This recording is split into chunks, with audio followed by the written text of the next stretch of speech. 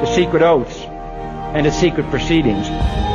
We decided long ago that the dangers of excessive and unwarranted concealment of pertinent facts far outweighed the dangers which are cited to justify it. As the saying goes, the inmates have now taken control of the asylum, and even at this late stage of total biosphere and societal collapse, the vast majority are completely asleep at the wheel. This is Dane Wigington with GeoEngineeringWatch.org Global Alert News Hour. As I state every week, this is a commercial-free 1-hour news program to bring you news that many independent news sites won't tell you either.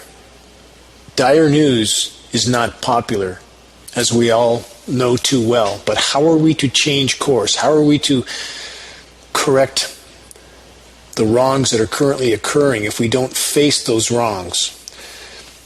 To finish this announcement, this news is broadcast throughout Northern California on KQMS Saturday mornings from 6 to 7. It's broadcast throughout Northern California on 1670 AM, 104.9 FM, and 105.7 FM. The Global Alert News Hour is also broadcast the East Coast by the Gary Knoll Radio Network on PRN Radio, Saturdays 2 p.m. Eastern. Many other sources and sites are picking up this program. I'm grateful to them for their help with getting the word out. That's my only goal, to sound the alarm. Been at this for a very, very long time. So long that I can't remember what my life was like before embarking on this trek that I knew had to be done. But if we all pull together, even at this late hour, we may yet accomplish astounding good. A few more announcements.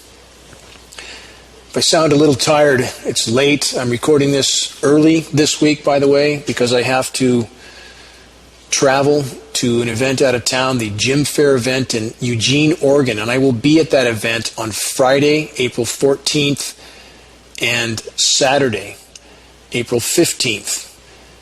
And if you go to Gym Fair, the Gym Fair website or the Global Alert News post, we'll have all the Gym Fair data. If you're in that region, we have free materials at the booth that will be set up for GeoEngineeringWatch.org. Very grateful to the Gym Fair group for helping us to sound the alarm on the climate engineering issue. So this show is being done slightly early this week. If I miss any breaking headlines, forgive me. Doing my best, about 80 hours a week. A few announcements. Orchard Nutrition. Again, if you're in the Redding, Shasta County region, there are free materials at Orchard Nutrition on 9/11, what really happened. And this is information, as I state weekly, from 3,000 of the world's top architects and engineers. For those who claim to be patriotic, don't you have a responsibility to find out what happened on such a cataclysmic event on your own soil? A lot of people talk about patriotism, but not many are practicing it, are they? Also, the Earth Day event, Saturday, April 22nd, GeoEngineeringWatch.org will have a booth set up at the Earth Day event. And what could be more important on Earth Day than to focus on the single greatest assault ever launched by the human race against the planet and its life support systems, climate engineering. But astoundingly and shockingly, no environmental group, no major environmental group is willing to face this issue. Not Greenpeace, not Sierra Club, not any of the rest. Why? Because their 501 nonprofit is too important to them to face the most dire issue of all. Is that not hypocrisy? If you care about the environment and you want to know what the single most important environmental issue is today, and there are many, I don't say that lightly. I have a very researched knowledge on all that's happening in the environment. I've done habitat restoration. I have a habitat preserve. I lectured on climate change before I focused all on climate engineering because it's a superseding issue. It's the greatest and most immediate threat to all life on Earth short of nuclear cataclysm. So if you claim to care about the environment, show it. Don't be hypocritical about such an important issue. Show it by facing the biggest issue of all. Because to ignore climate engineering is comparable to playing shuffleboard on the deck of the Titanic while the ship goes down. That's the saying everybody is used to. That's what it's comparable to. We must also all educate ourselves on the very real and verifiable dangers of vaccinations. And if you care about your children, any children, you also have an obligation to find out what you don't know. Don't just be a part of the herd at the expense that your child will pay, or you might pay with your own health by not knowing what's being injected into you. Find out what you don't know. Isn't that a rational, reasonable thing to do? Information on that at Orchard Nutrition also. Free DVDs on vaccinations, verifiable data. One more announcement. The Autism One 2017 conference will be held this year in Colorado Springs, Colorado from May 24th through May 28th with over 100 speakers at this year's presentation. It's a 5-year Autism One conference, and the registration is $79 to attend many general conferences, lectures spanning the 5 days. Childcare is available. The website is autism1.org. Check it out. Find out what they can tell you at this conference. Many, many well-known speakers there. Continuing on, trying to get to the news for this week. We must all keep our philosophy, our faith, constantly at hand, constantly polished, constantly exercised, and practice. These are indeed strange days on planet Earth, and a correct and balanced compass heading can only be achieved with constant effort. Keeping our perspectives on track and productive is a daily practice, requiring daily reflection and investigation. And short of this, we're steering our ship, our lives, on ideology, bias, and preconception. The physical training, the same practices must be carried out. One can't do a single workout and then claim to be fit and then claim to be in shape. Not true. A sound body requires attention, maintenance, and focus. And this is even more true for our minds and our perspectives, especially at this dark hour. A few headlines that I just want to get to right away because they're so indicative of the twisted times in which we find ourselves. Here's a headline: Hillary Clinton on Russia. Quote, "It's important we all start acting like patriotic Americans." What would Hillary Clinton know about being patriotic, really? When I read something like this, I can hardly stomach it. With people like the Clintons and the Bushes and the rest, they don't know nor do they care about what patriotism would really mean. They're all criminals. Can't we see that by now? Does anyone think when George Bush was sitting in the room full of children after he was told about 9/11 for 20 minutes, looking like a deer in the headlights, he knew what he was a part of? Has anybody even stopped to contemplate that? How many crimes have the Clintons committed? We could probably never tally that, or the Obamas. It's just a giant criminal cancer controlling our government. The American population so far can't seem to see through the smoke and mirrors. Another headline: It took a war for Trump to win CNN's approval. Quote, "Trump became presidential last night." I think that was from Fareed Zakaria, if I got his name right. Isn't it astounding how as soon as Trump starts dropping bombs, he's in good favor? And why is this a surprise? And why can't the American people find some coherent sense of direction, or remember how we got here? Remember all the false flag events from so many conflicts in the past. It's just collective amnesia. It's Groundhog Day in the asylum, over and over and over. Another headline: Trump officials tell Russia to drop its support for Syria's Assad. Think about that. The Washington Post quotes this story. Is this the American exceptionalism that we think that we have a right to completely dominate everyone, everywhere? And the American people seem to think this is our destiny, our right?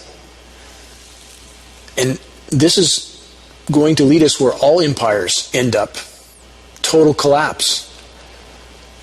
But too many people want the party to continue to the last possible moment. And those people should take a good long look in the mirror because they're a part of the problem. From members of our U.S. military who are refusing to investigate and find out what they're part of. And I've said over and over, show after show, how much I've tried to donate my time and resources to military members that have sacrificed a great deal. Even if the conflict was wrong, even if the leaders that started the conflict were completely criminal, and the conflict was completely needless, it doesn't change my reverence for the veterans involved in that conflict. But for those people who have sacrificed so much, don't you care about the truth? And I understand it must be immensely hard to face the fact that so many have sacrificed so much in needless conflicts that were for empire. But that's the fact of the matter. And if we don't face these facts, we have no chance of changing course in time to salvage anything. As conditions unfold on our planet and our incredibly complex societies, incredibly complex with grid power and vast grid systems, I know some about this. Again, I was in the electrical industry. My father was as well. And few people really understand the delicate balance of keeping so many grids working and what happens when those grids shut down. And this is where I state over and over again, as the biosphere collapse, civilization will follow. It was never sustainable in this current form, never. Here's a headline: U.S. electric grid isn't ready to handle our future climate. The future is now, by the way. For those headlines that try to project that something's coming somewhere down the road, the trouble's on the horizon, no. The trouble's here, it's kicking in our door now.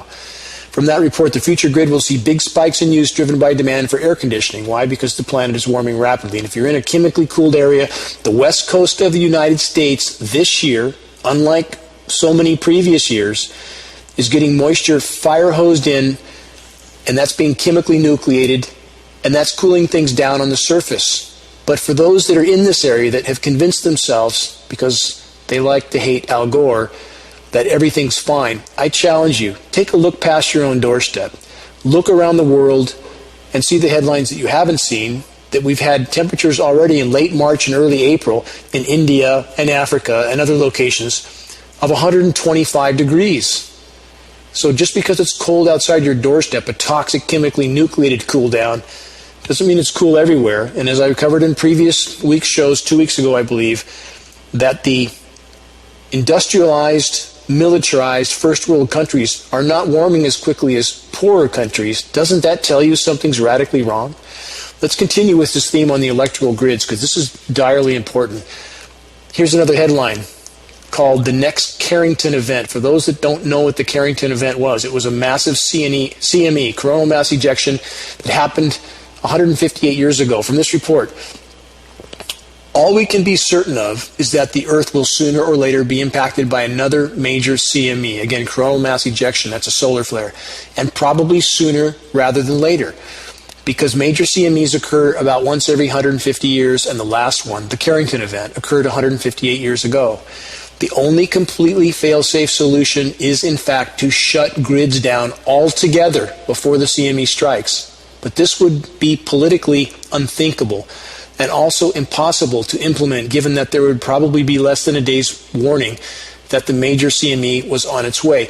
Why would it be politically impossible? Because most citizens want to remain oblivious. They don't want anything interrupting their own personal party. They don't want to face reality. That's the society we live in. What's geoengineering, climate engineering, the single greatest assault ever launched by the human race against the web of life? What's that doing to increase our risks for CMEs? As I've covered in other programs, as geoengineering destroys Earth's protective atmosphere, the ozone layer specifically, then Earth is less able to sustain such a CME, and when that happens, it will shut down grids all over the globe. And when that happens, we'll have nuclear plants all over the globe that can no longer cool themselves. What's next? Fukushima, times 100, 200, 300, who knows? That would be game over. The walls are closing in from every direction, and we have certain key core issues that we must all focus on, or we're not going to be around long. Exposing and stopping climate engineering must remain at the top of our list because it affects so many other dominoes down the line. And nuclear meltdowns are one of those. Continuing from this Kerrigan event report, this statement leaves us with this intriguing and valid question. Which poses the greater risk to civilization, man-made climate change or the next Carrington event? But what does this report leave out? Climate engineering, which is making climate change worse, not better, which is making the risk for a Carrington event much worse, not better. The elephant in the room, not acknowledged by report after report after report. Final statement from this report. It should be noted that a Carrington-sized CME narrowly missed the Earth on July 23, 2012. We are now in a game of Russian roulette with the sun because our protective atmosphere has been decimated by climate engineering primarily. There are other causes, certainly, but mathematically speaking, climate engineering is the largest single causal factor. Who's behind that? Who's behind the current trek of insanity that we are on? And all roads lead ultimately back to the central bankers. But what's down the line from there? We have the military-industrial complex and the fossil fuel industry, correct? Both of whom are part of climate engineering. As I reported in previous programs, we now see the Trump administration appointees are all for climate engineering. Why wouldn't they? Because they can now turn down the thermostat toxically and temporarily at great cost to the planet overall, but they can turn down the thermostat and, at least for a while, pacify the population. A population that, again, doesn't seem to want to know how grave the immediate situation is. Who's subsidizing the fossil fuel industry and how much are they being subsidized? Here's another headline that most Americans would have no clue about. Fossil fuels subsidized by $10 million a minute, says IMF. Think about that. $10 million a minute. The IMF, by the way, is the International Monetary Fund, and their total subsidy estimate for 2015 for the fossil fuel industry is $5.3 trillion. That's more than the total health spending of all of the world's governments. Trying to weave all this together with climate engineering, trying to keep business as usual, trying to hide the severity of what's unfolding from the population for as long as possible. Let's get to another headline, this one from the New York Times from this week. Rising waters threaten China's rising cities. As I've stated in show after show, all the major powers involved in climate engineering, whatever conflict they appear to be in at the surface or in public view, behind the scenes, they are all cooperating in regard to climate engineering, all for their own reasons. And who's to say how many other events that are happening are orchestrated between world powers with agreements being made behind closed doors? How can we know? We can't know, but what we can know is there are processes in motion now on planet Earth that can't be hidden much longer. And in the attempt to hide, again, all that's unfolding with climate disintegration, climate engineering is making the consequences we now face far worse, not better. Another headline, unusually large swarm of icebergs drifts into shipping lanes. From that report, more than 400 icebergs have drifted into the North Atlantic shipping lanes over the past week, and an unusually large swarm for this early in the season, forcing vessels to slow to a crawl or take detours of hundreds of miles. You don't have disintegrating ice deposits on a cooling planet. How would that be possible? And how many people right now are still pushing the exact narrative that the climate engineers, the fossil fuel industry, and the military-industrial complex would want them to push? That the planet is cooling or global warming is a hoax. And that's so incredibly counterproductive to the battle of exposing and halting climate engineering. I hope people realize that, especially those that are in the anti-geoengineering movement or claim to be. Another headline, the U.S. military is yet again going to war with what is left of the ocean life in the eastern Pacific. We have mass marine die-off all over the globe, but it's especially horrific right now in the eastern Pacific. That's off the North American west coast. This is a shocking report. And please understand, with everything I've gone over, with all that's happening in the biosphere, atmospheric disintegration, we have forests imploding all over the globe, we have ecosystems imploding all over the globe, We have oxygen content plummeting all over the globe as well. Plankton populations. I could go on and on and on. What's the military-industrial complex doing? They're simply trying to apparently destroy what's left, whether willfully or just as a consequences of their incredibly insane behavior. From this report, this May, the Navy will again sail its warships into the Gulf of Alaska. There they will engage in military maneuvers and possibly drop bombs, torpedoes, and missiles, and engage in activities that stand a significant chance of poisoning those once pristine waters, while it prepares for future battles elsewhere on the planet. Think of it as a war against wildlife, an assault on the environment and local coastal communities. Continuing from the report. As in 2015, the Navy plans threaten an area of the Gulf that couldn't be more biologically sensitive or rich in wildlife. Remember my previous shows, I reported on the, quote, cataclysmic collapse of Pacific salmon. And the Navy is going to do what they're doing to destroy what's left of the ocean habitat. That's exactly what they're doing. Continuing on the report, their training area includes a State of Alaska Marine Protected Area, a National Oceanic and Atmospheric Administration Fisheries Protected Area, and both the Gulf of Alaska Seamount Protected and Slope Habitat Conservation Areas. Nevertheless, the Navy is requesting permits to use live ordnance, including bombs, missiles, torpedoes, along with active and passive sonar in, quote, realistic war training exercises that could release as much as 352,000 pounds of, quote, expended materials into those waters, including, according to the Navy's own environmental impact statement, as I stated earlier, missiles, bombs, and torpedoes. These waters support some of the most valuable fisheries left in the United States, and the commercial fishing industry is the single largest private sector employer in the state of Alaska, providing over 63,000 jobs. Nevertheless, the Navy's own environmental impact statement claims that fish in the area are at risk of chemical exposures of various sorts because of the war games that will introduce chromium, lead, tungsten, nickel, cadmium, cyanide, and ammonium perchlorate, along with numerous other heavy metals and toxic substances, all into the Alaskan waters. According to the environmental impact study, quote, little is known about the very important issue of non-mortality damage in the short and long term, and nothing is known about the effects on behavior of fish. It adds that, quote, potential effects include death or damage, and that the fish not killed or driven from a location by an explosion might change their behavior. You think? This is total idiocy. Where are the American public?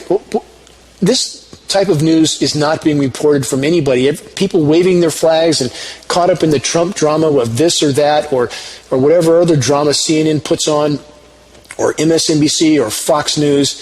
Do any of these people cover this? Of course not. They do everything they can to sweep it under the rug. And for those who try to bring this issue to light, how many people become offended and upset that how dare anybody shine a light on their delusion that America is some sort of behaving as some sort of exceptional nation? How are we exceptional? We're destroying our own habitat. Is that exceptional in any way, shape, or form? We have false flag events happening everywhere. We have, from 9/11 to what just happened in Syria to 59 other countries, as I outlined in 2 shows ago, 59 other governments that the U.S. has interfered with elections on in the last 60 years. We've invaded 70 countries in the last 100 plus years. We're destroying our own habitat now. Where is sanity? Where is sanity? I want to finish this Navy report. While the Navy itself is aware of some of the damaging impacts of its exercises, others remain unknown, and that service is making no effort to learn what they might be, what the destruction might be. The precautionary principle to do no harm is clearly not operative here. The Navy's environmental impact study does estimate that during the years in which these war games are to be conducted, there will be more than, listen to this, more than 182,000, quote, takes. What does that mean, takes? That means direct deaths of marine mammals, disruptions of their essential behaviors like breeding, nursing, surfacing, and on fish deaths. It offers no estimates at all. Let's recap this. We face a complete cataclysmic collapse of Pacific salmon, and now we have the Navy going to do what they're doing? Is anything going to be left alive in our oceans? This is a circus of total insanity.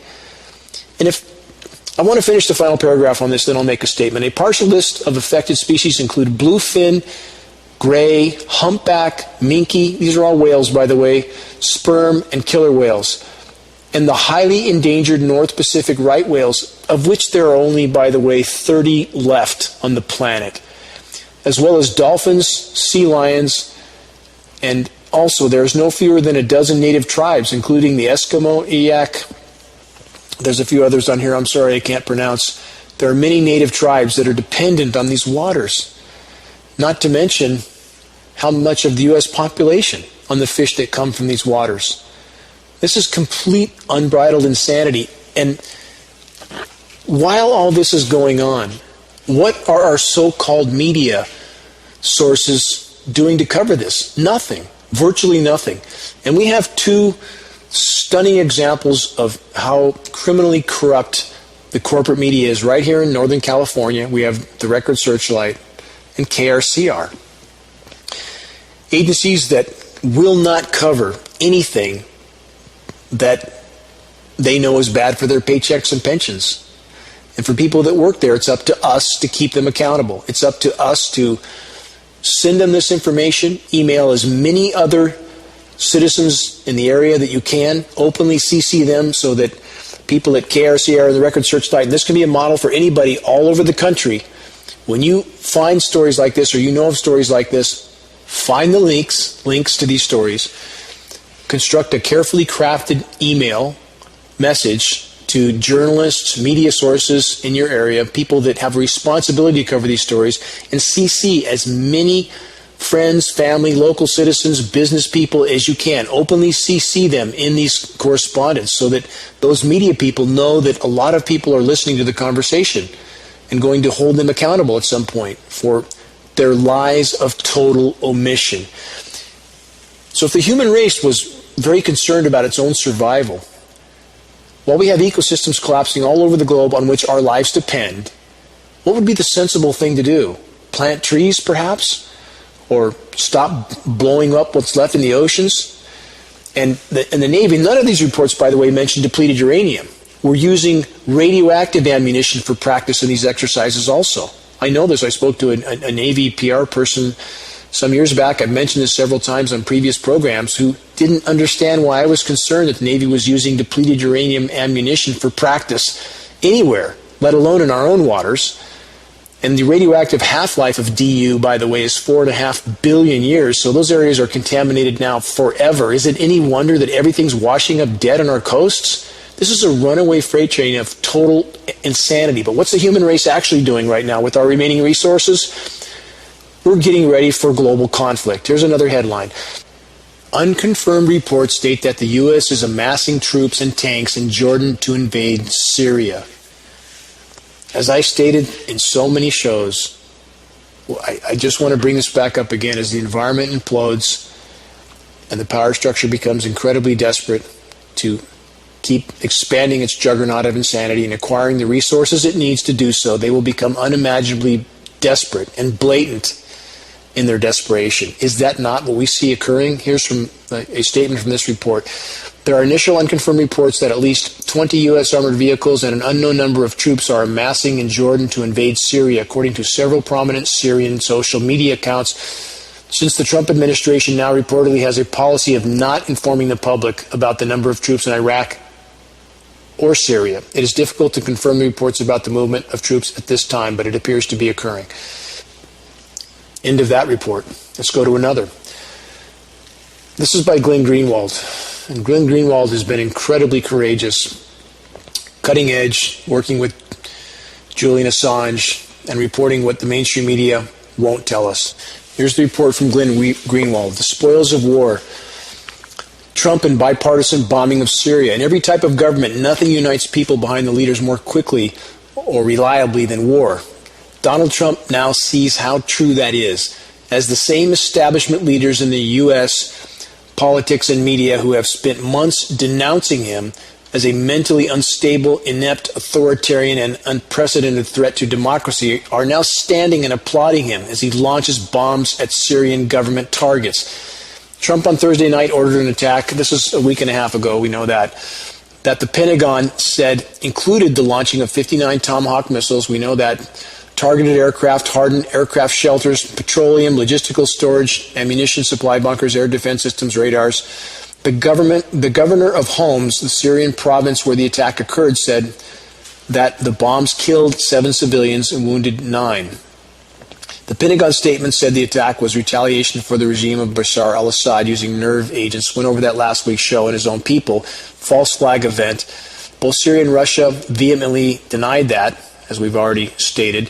When asked about this by reporters, Canadian Prime Minister Justin Trudeau urged an investigation to determine, what a great idea, what actually happened before any action was contemplated, citing what he called continuing questions about who's responsible. But U.S. war fever waits for nothing. Once the tidal wave of American war frenzy is unleashed, questioning the status quo is impermissible. Wanting conclusive evidence before bombing commences is vilified as sympathy with the support for the foreign villain, the same way that asking for evidence of claims against Russia instantly converts one into a Kremlin agent or a stooge. Correct? The sort of false patriotism that's programmed into our population. Continuing from the report, that the Syrian government deliberately used chemical weapons to bomb civilians became absolute truth in U.S. discourse within less than 24 hours, with no proof whatsoever. Even though Trudeau urged an investigation for Canada, even though it was denied in multiple capitals around the world, and even though Susan Rice just 2 months ago boasted to NPR, we were able to get the Syrian government to voluntarily and verifiably give up its chemical weapons stockpile. Does anybody remember that? Why in the world would Syria shoot itself in the head by engaging in such an incredibly destructive and heinous act in the eve before peace talks were going to occur for Syria? And we backtrack what I already covered in 2013. Why would Syria give up its chemical weapons, invite UN inspectors there, and then unleash a chemical attack the same day? Where is logic in this equation, and how much more transparent do the acts of the United States government or the military and those in the shadow government, how transparent do their acts need to become before the American population wakes up, loses their war frenzy, and starts to look at real facts? Continuing, the CIA has spent more than $1 billion a year to arm anti-Assad rebels for years. And the U.S. began bombing Syria in 2014, the 7th predominantly Muslim country bombed by Obama. 7th. And never stopped. They never stopped bombing. Trump had already escalated that bombing campaign, culminating in a strike last month that Syrians say destroyed a mosque and killed dozens. What makes this latest attack new is that rather than allegedly targeting terrorists of ISIS and Al-Qaeda, it targets the Syrian government now. Something Obama threatened to do in 2013, but never did. Leading congressional Democrats, including Senate Minority Leader Chuck Schumer and House Minority Leader Nancy Pelosi, quickly praised Trump's bombing while raising concerns about the process. Hours before the bombing commenced, as it was known Trump was planning it, Hillary Clinton, who has been critical of Obama for years for not attacking Assad, appeared at an event and offered her categorical support for what Trump was doing. Isn't it interesting that this is just all part of the play? And how many people are caught up in it again and again, thinking this time it's different, or this time that a particular individual is somehow going to overturn the entire shadow government, as if he could have been elected to begin with if he wasn't somehow a part of it. We have paperless voting machines to rig elections. And that's exactly what's happened this time. And the drama has to look convincing or people won't be convinced. And this one convinced how many people that now suddenly something was different. Wasn't this the same in 2008 when Obama was elected? How many people bought that lie? They're all part and parcel of the same cancer. We would do well to remember that. Another subheadline in this report: new wars will always strengthen Trump, as they do for every leader. We should know this by now. It's always been the same. Many essays of Mark Twain's were outlining the same occurrences in his day. From this report, the instant elevation of Trump into a serious and respected world leader was palpable. Already, the New York Times is gushing that, quote, in launching a military strike just 77 days into his administration, President Trump has the opportunity, but hardly a guarantee, to change the perception of disarray in his administration. Political leaders across the spectrum rushed to praise Trump and support his bombing campaign. Media coverage was overwhelmingly positive. One consummate establishment spokesman accurately observed that among U.S. political establishment leaders, attacks on Assad were the most popular action Trump has ever taken to date as president. The military-industrial complex and the society that supports them seem all too willing to support yet more conflict. New wars trigger the worst in people. Their tribal loyalties, their instincts to submit to authority and leaders. The incentive scheme here is as obvious as it is frightening. Great rewards await political leaders who start new wars. It is also true, however disgraceful it may be to human nature, that nations in general will make war whenever they have a prospect of getting anything by it. Trump is going to see and feel the establishment and media respect he craves, the sensations of strength he most lacks by dropping bombs. Every person, let alone Trump, would be tempted to keep pursuing war as a result of this warped incentive framework. Indeed, Trump himself has long been aware of this motivation, as he accused Obama in 2012 of preparing to start a new war in response to failing poll numbers. Nothing has changed. Nothing. This is a tweet from Obama on that subject, by the way. Now that Obama's poll numbers are in a tailspin, watch for him to launch a strike in Libya or Iran. He is desperate. That's from Donald Trump on October 9th of 2012. Continuing, those who instantly fall in line behind Trump as he bombs people are ensuring that he will keep doing it. As the instantly popular post-9/11 George W. Bush showed, those praising Trump for bombing Syria are also building him up in general so that he becomes stronger with everything else he wants to do. What kind of a nation are we if creating this kind of carnage around the globe is something that rallies support for the people doing it? This is not a left-right issue. It's not a Republican-Democrat issue. This is simply about empire. And America has indeed become an empire with a population that doesn't want to wake up, doesn't want to look at facts, that just simply wants to wave their flags and pretend that's patriotism. It's not patriotism.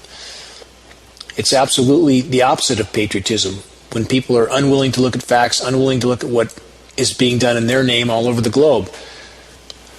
In wartime, U.S. television instantly converts into state-controlled media. As it always does, the U.S. media was almost an equal mix of excitement and reverence as the bombs fell. People who dissent from this bombing campaign, who opposed it on the merits, were almost entirely disappeared, as they always are in such moments of high, quote, patriotism. MSNBC's Chris Hayes had two guests on after midnight who opposed the bombing, but they were rare. Claims from the U.S. government and military are immediately vested with unquestioned truth and accuracy, while the claims from foreign adversaries, such as Russia and Syria, are scorned as lies and propaganda. Isn't that the world we live in? A world full of delusion, deception, lies, and propaganda? Forgive me if I rant. It's very late at night. I'm absolutely exhausted. As I stated earlier in the show, I can't remember what my life was like before this battle. I truly can't. I have a great distance to travel tomorrow to try to go to events to raise more awareness, and I won't stop till my last breath. I won't, no matter what. But forgive me if I'm exhausted at this particular moment. I think of Mark Twain's quote that I know I've stated before, that in the beginning of change, that patriot is brave and scarce, hated and scorned, a true patriot. But in the end, when his cause succeeds, the timid join him, for then it costs nothing to be a patriot. Another quote by Mr. Twain is here. Patriotism is merely a religion, a love of country, a worship of country, a devotion to the country's flag, and honor and welfare. At least what's perceived as such. In an absolute monarchy, it is furnished from the throne and cut and dried to the subject. In England and America, it is furnished, cut and dried to the citizen by the politician and the newspaper. The newspaper and politician, manufactured patriot, often gags in private over his dose. But he takes it, and he keeps it on his stomach as best he can. Blessed are the meek. Sometimes in the beginning of an insane and shabby political upheaval, he is strongly moved to revolt, but he doesn't do it. He knows better. He knows that his maker would find out. The maker of his patriotism, the windy and incoherent $6 sub-editor of his village newspaper. And that editor would bray out and print and call him a traitor.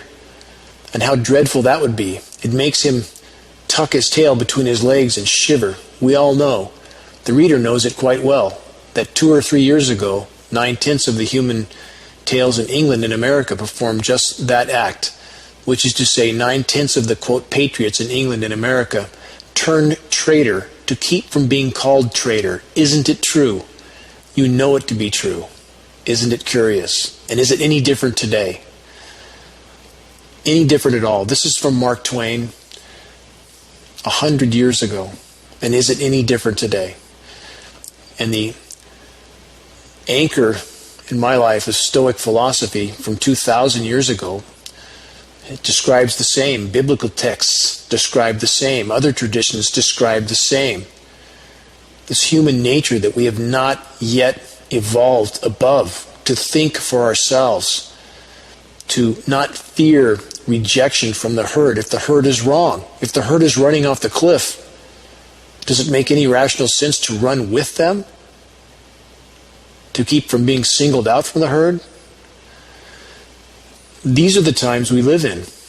And for those that have been engaged in this battle, any battle for the greater good, but especially battles of the most dire truths, the kinds of truths that family and friends and neighbors and acquaintances don't want to know, don't want to hear about, don't want to be told about, and those who are engaged in this kind of a battle know that your former circles evaporate very quickly.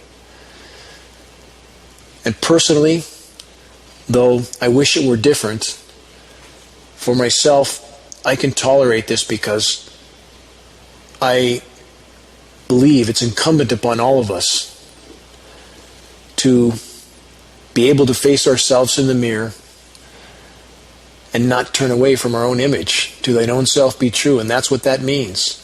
If you have a calling of conscience and you've investigated the facts enough to understand that there are dire realities occurring that need to be addressed and that the population needs to be awakened to those realities. And if you turn away from that, what's left? What's left for any purpose in life if you turn away from that? And there would be nothing left for me in that regard. I was very fortunate to spend in my life a great deal of time in the forest, and I cherish those times. It seems like another life to me now. I can't even recall what it felt like. I recall the memories of being immersed in the forest and being alone there and working on habitat for extended times and being able to see what you accomplish when you try to establish a habitat area and recover it from what was irresponsible logging done. And for those who think that logging is good for the forest, no form of logging is good for the forest. Some can be done more sustainably, some practices more than other practices, but when you take something out of the forest, you take something out of the forest, period. We've been fed a lot of fallacies. People have seen too many futuristic movies that think somehow technology will always fix everything.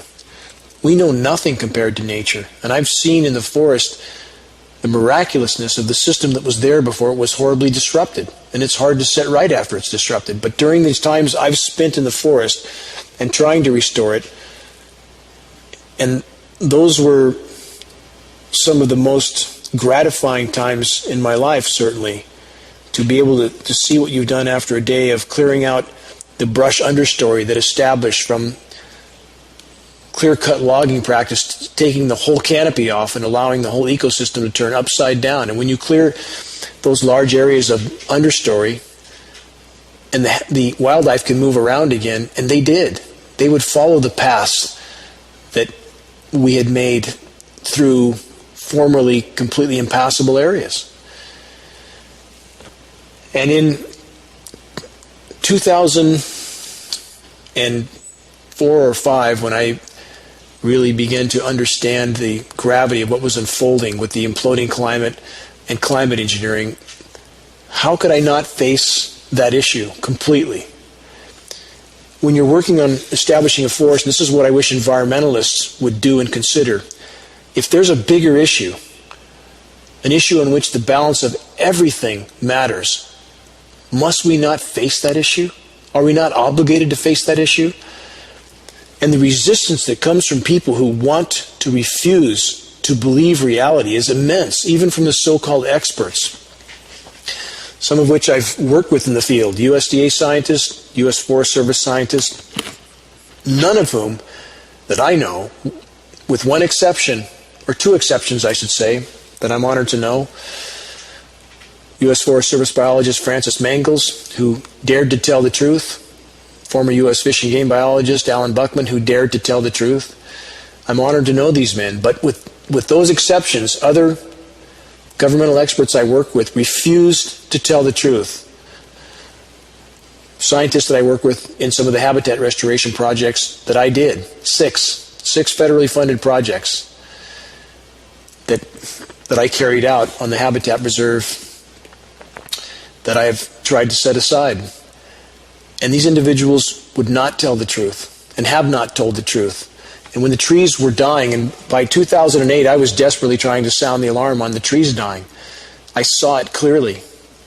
And certainly these experts saw it, but they refused to tell the truth. They refused to address climate engineering, and they always find another scapegoat.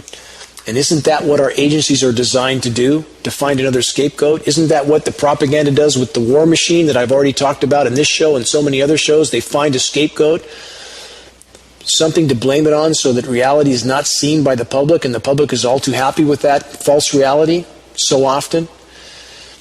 And the sort of experimentation that's going on, I want to give one example from 2008, when all the fires hit California. What happened in that incident? How much habitat was lost? We had 8,000 to 10,000 lightning fires, and what happened leading up to that event? We had massive aerosol spraying all over the state. The skies were absolutely covered with electrically conductive, toxic, heavy metal particulates. And as we had certain weather systems move in, and these particulates reduce the rainfall, they increase the lightning strikes because we have a more conductive atmosphere. We have an incendiary material coating the foliage.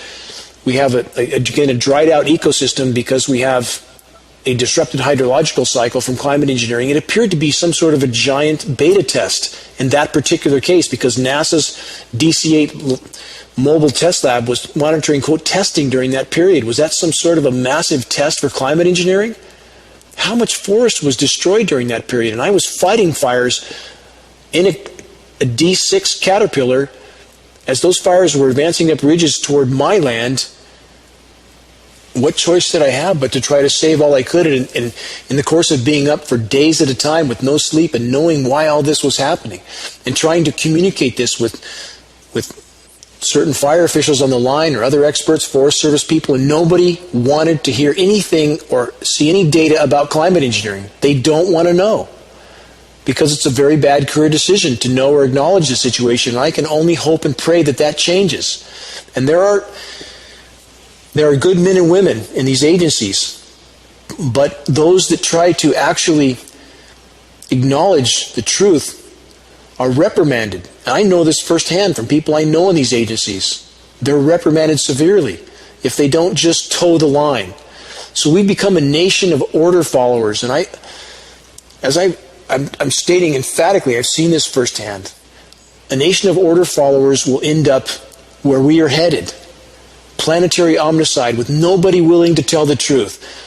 Nobody willing to break ranks and perhaps sacrifice their paycheck and pension for the greater good. And those paychecks and pensions aren't going to matter much longer. Not much longer at all.